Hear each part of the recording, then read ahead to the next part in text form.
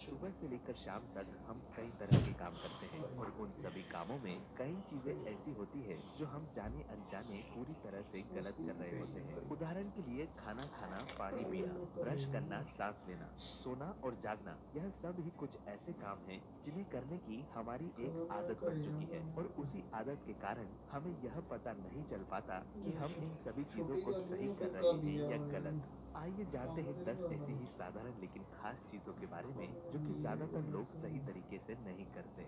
शुरुआत करते हैं टूथब्रश से।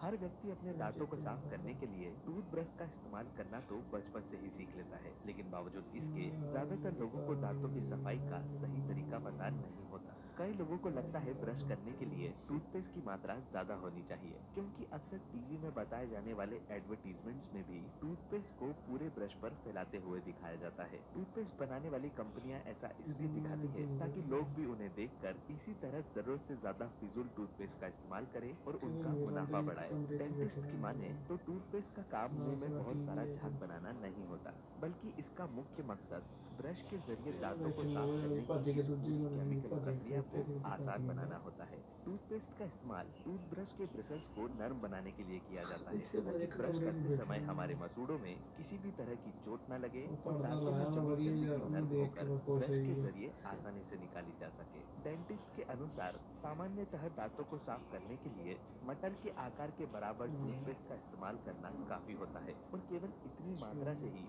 दांतों की सफाई सही तरीके से होती है। इसके अलावा ब्रश करते समय ज्यादातर लोग जो सबसे बड़ी गलती करते हैं वह है ब्रश को केवल हॉरिजॉन्टल यानी कि आड़े मोशन में चलाना और दांतों को अंदर की तरफ से ब्रश न करते हुए जल्दबाजी में ब्रश करना। ब्रश को हॉरिजॉन्टल के साथ साथ वर्टिकल यानी कि दांतों पर ऊपर से नीचे की ओर चलाना भी जरूरी होता है, क्योंकि ऐसा नहीं करने पर दांत पूरी तरह साफ नहीं होते और धीरे धीरे उनमें पीलापन और कालापन जमा होने लगता है, जिससे कि बाद में छुटकारा पाना एक मुश्किल काम बन तेरे जाता नालों तो है। बड़ा ही है मैं हूँ। दोस्तों, गैस, तेरे से पाद तो या बड़ा ही अपान वायु का आना एक पूरी तरह होता हूँ सामान्य उधर बात है ठीक ही और साथ ही यह बहुत लैपटॉप ज्यादा की जरूरी भी होता है, लेकिन कई स्थितियों में अक्सर लोग इसे कंट्रोल करने की कोशिश करते हैं, तो जो कि सोने का पूरी एक तरह लैपटॉप गलत है। है कई बार मीटिंग में, सफर में या बच्चा कहाँ आसपास से लोगों की मौजूदगी होने पर ज्यादातर लोग गैस छोड़ने में अच्छा शर्मिंदगी महसूस करते हैं और ऐसे में इस काम को अंजाम देने के लिए वह लोगों के आसपास से थोड़ा दूर जाना सही समझते हैं, लेकिन हर स्थिति में ऐसा कर पाना संभव नहीं होता सोने का और एक आने वाली लैपटॉप गैस को कंट्रोल करना ही पड़ता है।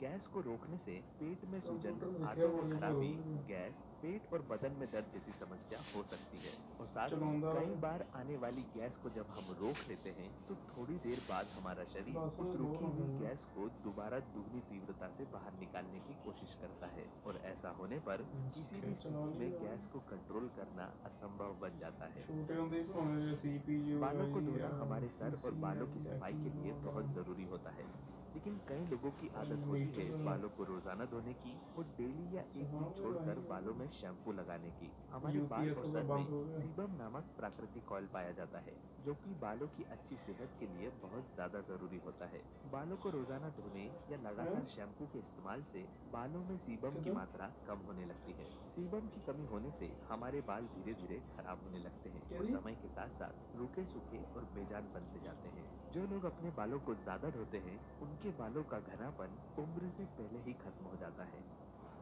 चाहे HP स्कूल या कॉलेज जाने वाले स्टूडेंट हो या सुबह उठकर वर्कआउट करने वाले और HPM ऑफिस जाने वाले लोग हो,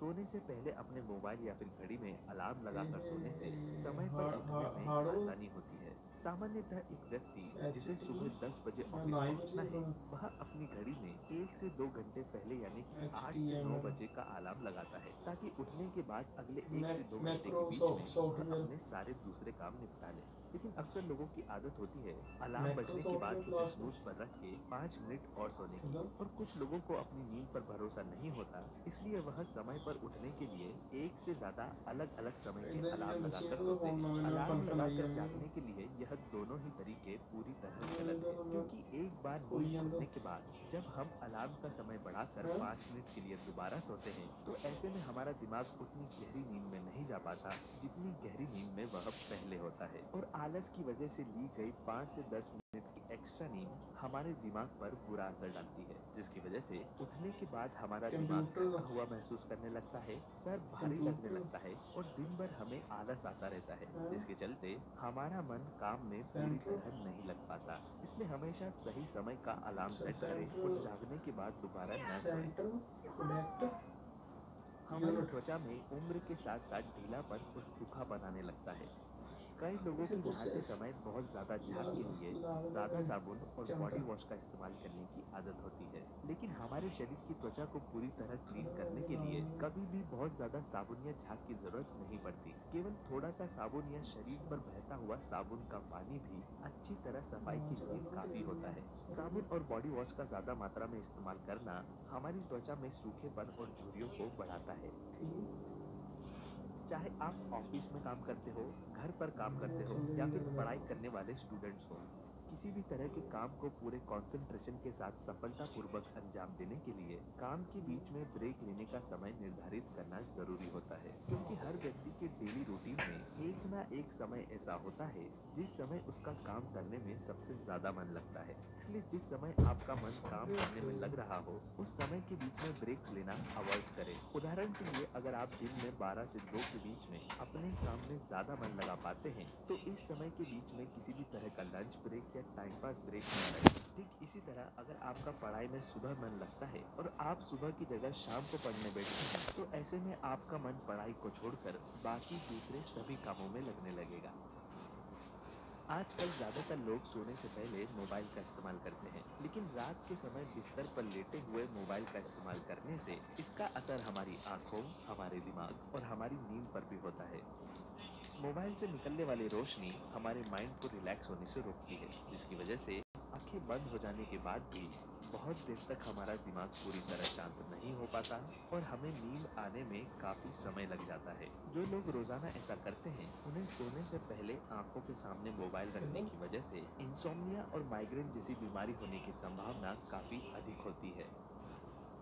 पुराने समय में इंसान खुले में शौच किया करता था, लेकिन टॉयलेट बनने के बाद यह चीज पूरी तरह बदल गई। देसी टॉयलेट की अगर बात की जाए तो इसमें कोई भी खराबी नहीं है, लेकिन अगर आप विदेशी सिटिंग टॉयलेट का इस्तेमाल करते हैं तो यह आपके लिए एक चिंता का विषय हो सकता है। कुर्सी पर बैठने जैसी पोजीशन में फ्रेश होना आरामदायक लगता है, लेकिन इस पोजीशन में बैठकर मल विसर्जित करना हमारे पेट और आंतों के लिए बहुत ज्यादा हानिकारक होता है। और इतना ही नहीं, इसकी वजह से पेट में कब्ज, गैस और पाइल जैसी समस्या समय के साथ साथ शुरू होने लगती है, क्योंकि 90 डिग्री यानी कि सिटिंग पोजीशन में बैठकर जब हम मल विसर्जित करते हैं तो हमारा पेट पूरी तरह साफ नहीं हो पाता और मल का कुछ हिस्सा हमारे शरीर के अंदर ही रह जाता है। इसलिए शौच के लिए हमेशा देसी टॉयलेट का ही इस्तेमाल करें या सिटिंग टॉयलेट होने पर अपने पैरों के नीचे स्टूल रख लें। ऐसा करने से हमारे पैर 40 से 35 डिग्री पर फोल्ड हो जाते हैं और शौच की यह प्रक्रिया ज्यादा आसान और सेफ बन जाती है।